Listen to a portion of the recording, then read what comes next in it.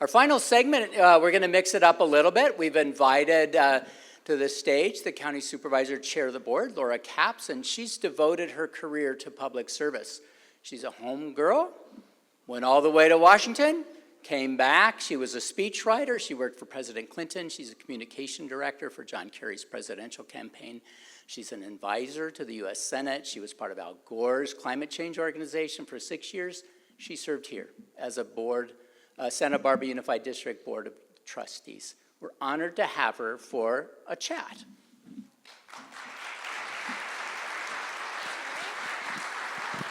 Oh, so much to talk about. Yeah, after all that good news, let's not start with Rupert. Let's save that for a minute. Let's maybe start with a macro view of the county from your perspective. Mona did a fabulous job on the numbers, a lot to assimilate. As a supervisor, as the leader of that group, how do you summarize that? Thanks, Randy. And I just want to thank the Chamber and my colleagues, Roy, Bob, Mona. We are so lucky to have Mona as our captain, as you can tell. Yeah, thank you. I'm a people person, so I'm going to answer this in a people way. I'm going to double down on the word resilient. But I see Santa Barbara, and we need to be resilient right now, given all of the headwinds, given all the news we've just got, given Peter's numbers. We have to be resilient. But I see Santa Barbara County as people who show up, people who care, during a time that's really chaotic, really divisive. Yet even with all the activism, what I see is peaceful protests, respectful. Bob and Roy and I get to watch as people come to our board hearings. I know Randy and others get to see the same. As much as it's heated and intense right now, we still got it under control. So I just want to say that I believe at this time in history that when we look back, Santa Barbara County is going to write a different story, that we're problem solvers, and you as business people know what that's like. It's one thing to be right. It's easier to be right? But it's harder to be effective. And I think that your Board of Supervisors, if I can brag as the chair, we reflect that spirit. There's 5 of us. We come from very different backgrounds. You read a little bit of mine. You kind of know where my politics are. Yet the person that I often partner the most with is Supervisor Nelson, who is the most conservative on the board. We work together often, and it's great. It's fantastic. That's how government should work, especially on the local level, where you elected us to just get stuff done. So I think Santa Barbara County is resilient and strong, and right now that's exactly what we need. And we need government to make your lives better, because it's very, very uncertain out there, but it's steady and strong here in Santa Barbara. Thank you. And I often brag about our region being able to have this kind of a meeting with a range in this room of people with ideas and enjoy each other's conversation and share ideas and grow and work towards solutions. So the Chamber shares that ambition with you and appreciates the support. But Mona talks about the stability in uncertain times and a budget for the county, and so I can't read the crystal ball if there is one for federal funding, and how do you read that, the funding and the budget part of what's coming up? Yeah, well, if there's something that I'm proud of, that we passed a budget, $1.6 billion. We've made a lot of smart investments. So as much as it's daunting, given the federal and state landscape, we've made so many smart investments, and we're in a far better position than we could have been otherwise. And frankly, that other jurisdictions that have already started layoffs and already started really pulling back and started making cuts. So if I may, I would like to give one example that I'm personally very passionate about. We've talked a lot already about housing. It's clear affordable housing is our #1 crisis. I don't need to repeat what's been said, but I just hear it from business owners, how hard it is to hire and retain workers. It touches every aspect. So one piece of it, I want to applaud the Chamber one more time. It was spoken about at the beginning for the consortium on on employee-sponsored housing. That's the kind of innovation we need, where you all band together to provide subsidies, be really smart. Cottage Hospital has led the way, so many good examples. But I just want to give you one example that the county has invested on that was in our budget that I think provides a sign that with this housing crisis and the numbers that Peter showed of the lack of building, I see the light at the end of the tunnel when it comes to the lack of building and the affordability crisis. I think that we are making real progress, and our piece of it is government-owned land.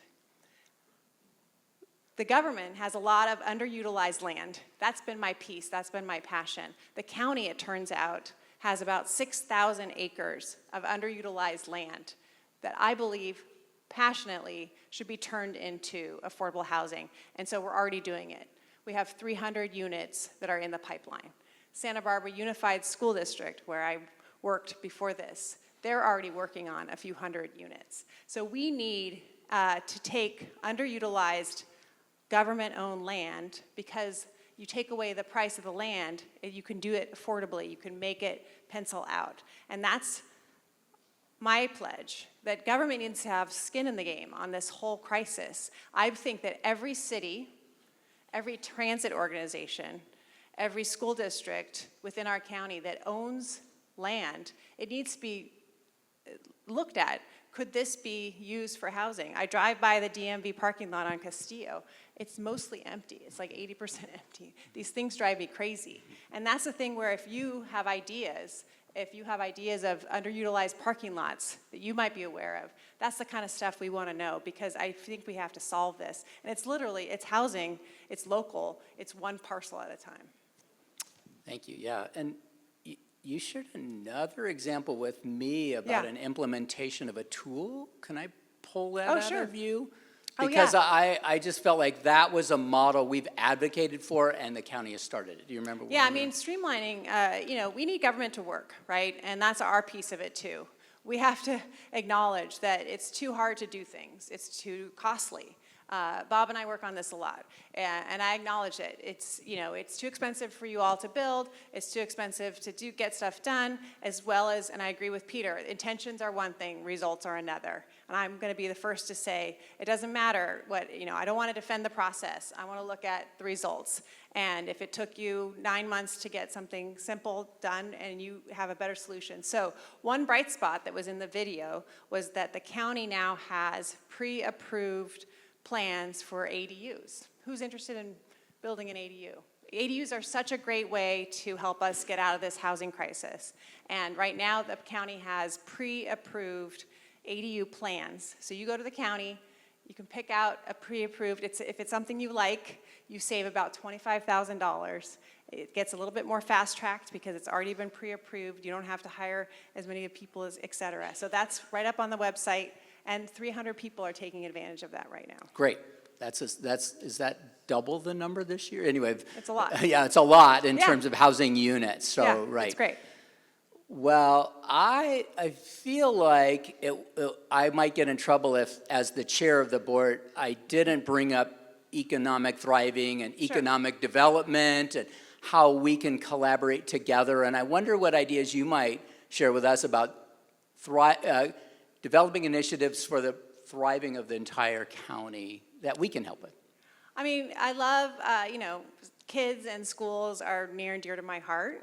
Susan Salcido is nodding along here, but the workforce development is what and I know the Chamber, I'm proud to support the new effort there with this new grant, but really making sure that we have a pipeline of workers. I love that video of sitting here, knowing that we have all these amazing companies, we have all this amazing talent, we have such good schools, we need to just connect those two.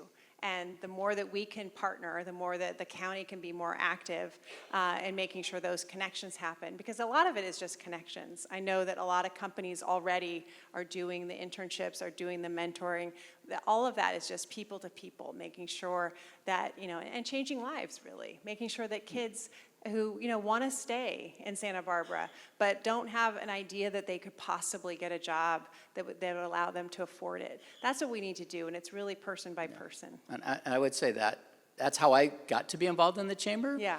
And I came from tech.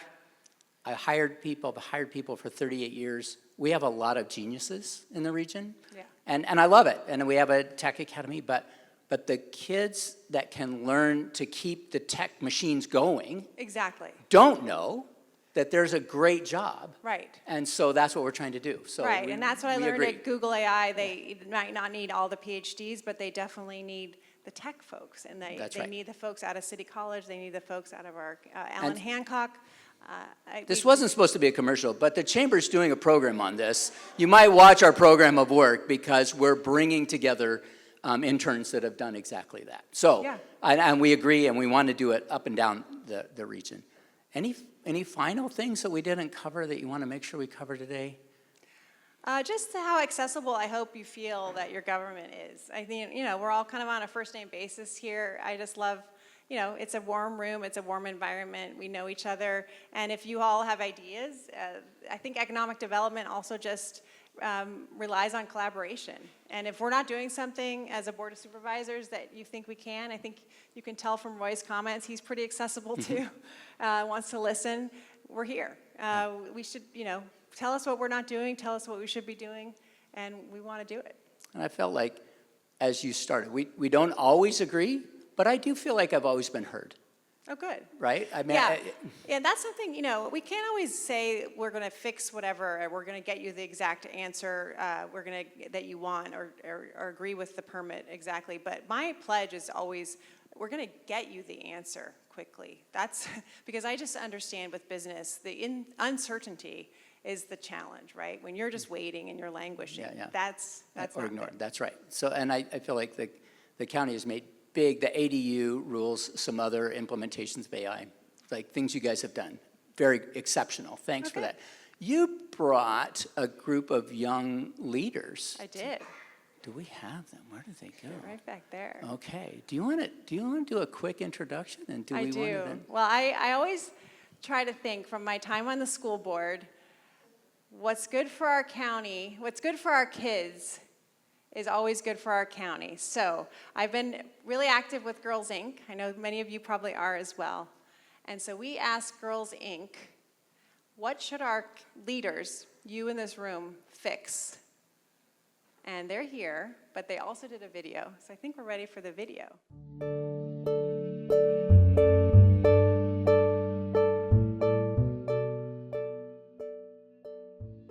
Hi, my name is Mia. Hi, my name's Ava. My name's Rupert. My name is Harper. My name is Camila. My name is Mia. Leilani. Chazelle. Olivia. Chelsea. Nona. My name is Charlie, and I am 9 years old. I am in kindergarten. 10 years old. If I was in charge of the community, I would fix climate change. I want the leaders to focus on our safety, specifically like mental health, and making sure we have resources to help improve our mental health. Making sure that everyone's comfortable with where they are and don't feel like that they can hide who they are. They can try to be their whole self. Clean up the beaches. Changing the environment and treating everyone fairly. To be included, people getting taken by immigration, that's not right. I would spread kindness and clean up our community. More access to food and the prices. If I were in charge of my community, I would fix housing prices. I want the leaders here to focus on the kids.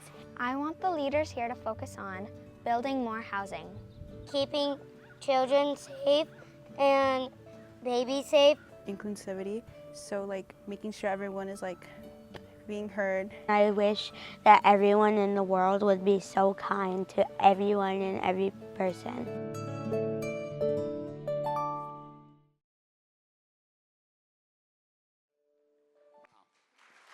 Thank you.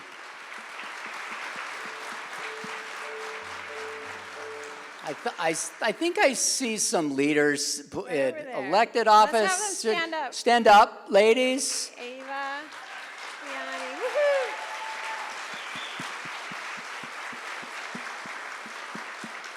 I hope you'll go and say hi to them and tell them what you do, right? Do you remember when you were that? Would you have come to a room like this when you were that age? I wouldn't have. But one of the things we found out today is people don't know the amazing things that happen in our county. And we got to brag about it today. That's true. So thank you for coming, and thank you for sharing that. And thanks for giving the opportunity to learn. It's really important in this day and age. We just have to keep an open mind and Yeah. keep hanging in there with each other. Great. Well, I think we're between all these good folks in the bar. That's right. That's always a dangerous place to be.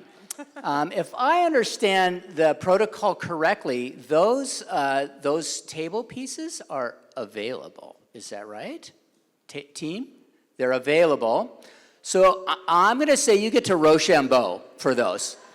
Winner takes the flowers and as a memory of today. And we are looking forward to meeting you at our next event. Also, Goleta hosts an event here. We're doing a tech roundtable to talk about those tech jobs. And we appreciate that you spend some time with us this afternoon. So, and be safe on your drive home.